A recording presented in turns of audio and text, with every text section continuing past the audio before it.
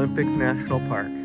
The Olympic Peninsula is diverse with its habitats, from Pacific Coastline to temperate rainforests and even snow-capped mountains.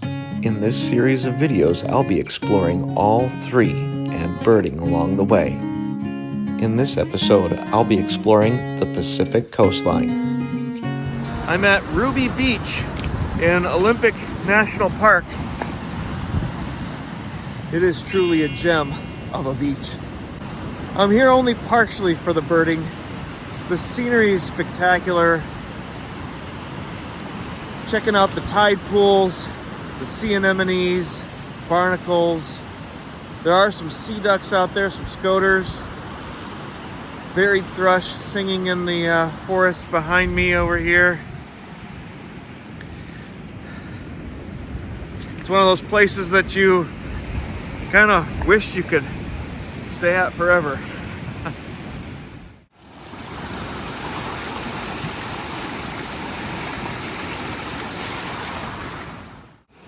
So I did eventually pull out the scope because I wanted a closer look at the scoters.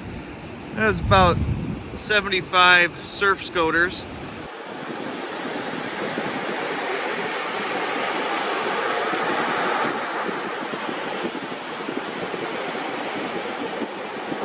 Got pelagic cormorant, Pacific loon, and way up top on this little haystack island out here was a very distant black oyster catcher.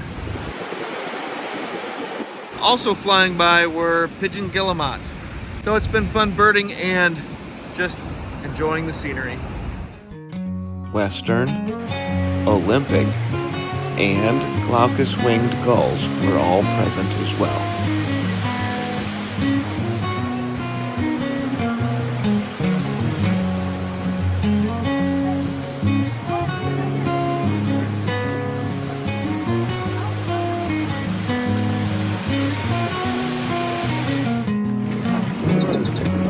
On my way out, I watched this Wilson's warbler happily prepare to eat the caterpillar it had just caught.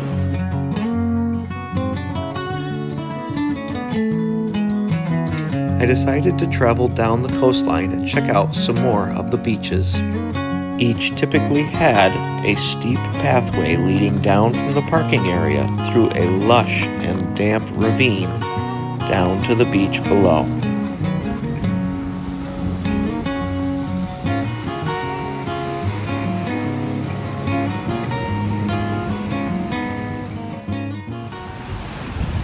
Just spent a chunk of time hanging out here at beach number 4. Yep, that's the name of it. And perhaps I've had some of my favorite views of the ocean and the rocks. This is probably the best spot for tidal pools as well at low tide. I did a little ocean watching, but was more interested in just checking out the shoreline.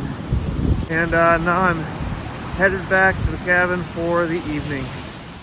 I forgot to mention the other wildlife I saw here at beach number 4 were seals hunting in the surf over here. So I would see their heads pop up and then dive under. You'd never know where they would pop back up again. This morning it is low tide and I decided to join a ranger-led trip to explore the tide pools, and it has been incredible. Sea stars, sea anemones, all kinds of barnacles, crabs, you name it. I'm having a fun time nerding out on West Coast ecology. The night before, it had been nearly high tide when I visited the same spot, where the next morning it was nearly low tide, and you can see the difference. Areas normally covered in water were left bare, and the creatures that were there were left high and dry. I walked in and through the rock formations that held the tidal pools, looking at all of the unique marine creatures.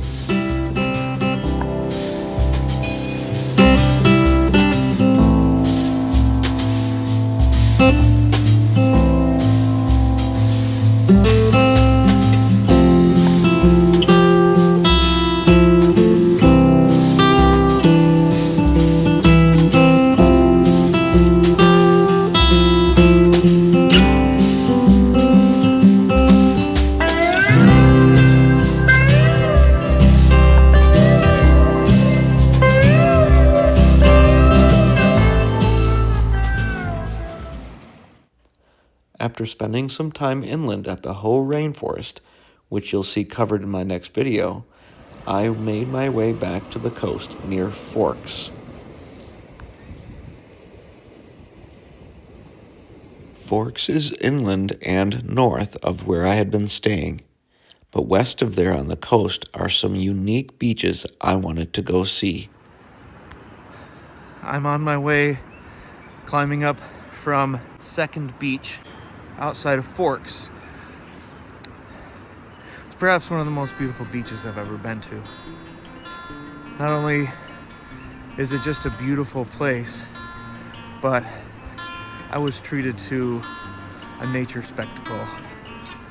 One of the first things that caught my eye was an oyster catcher bathing in the surf.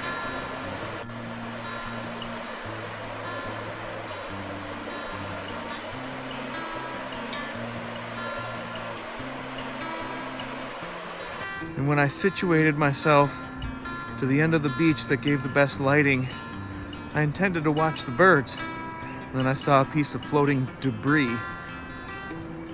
It was a sea otter.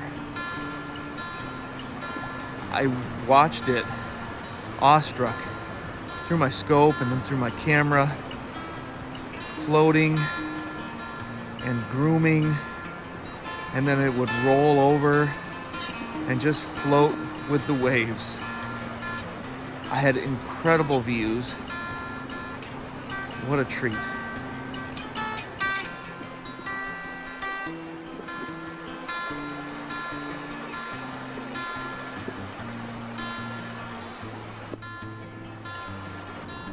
Well, then I turned my attention to the birds, and in the haystack rocks off the coast, there was a lot of bird activity.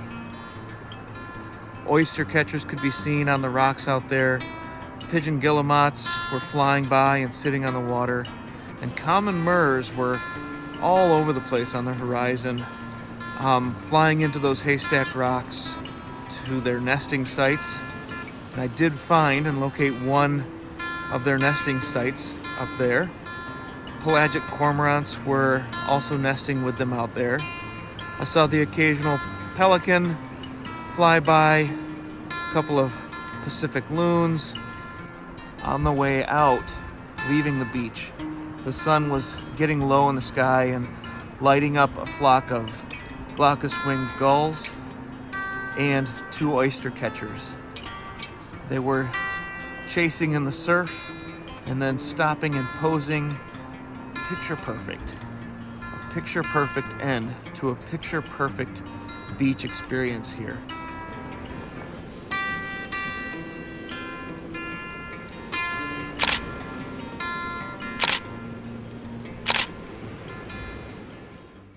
The following day, and before I headed inland, away from the ocean, I made another attempt to have a more satisfactory look at Rhinoceros Auklet. I'm at the city docks in Port Angeles, where Rhinoceros Auklet had been reported multiple times, so I'm here to look for it, and found 2 way distant. No pictures, video, but I got a good look. A better look than a few days ago. There's pigeon guillemot, pelagic cormorant out here as well. I think what I'm going to do is go try this little spit out here, as they've been reported from out there as well. Edith's Hook stretches for 3 miles out into the Strait of Juan de Fuca. Being surrounded by water, it makes it the perfect place to catch a better glimpse of Rhinoceros Auklet.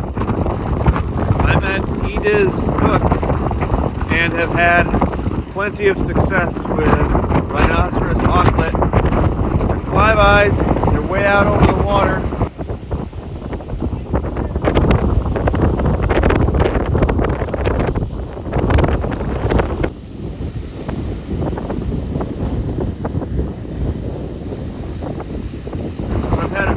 On the water, close in enough that I can see them well.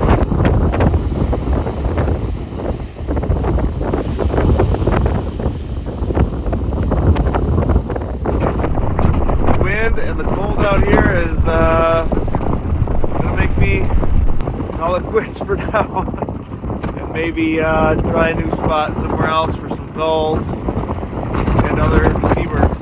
One last stop as dusk approached landed me at Tongue Point in the Salt Creek Recreation Area, where I was afforded a few final views of Rhinoceros Auklet, including this one as it dove under the surface in search of its next meal.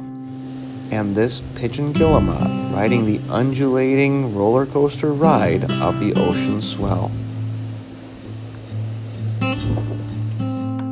Finally, I watched this large flock of harlequin ducks make its way through the rocks and surf as the sun set on my time on the Pacific Coastline of Washington.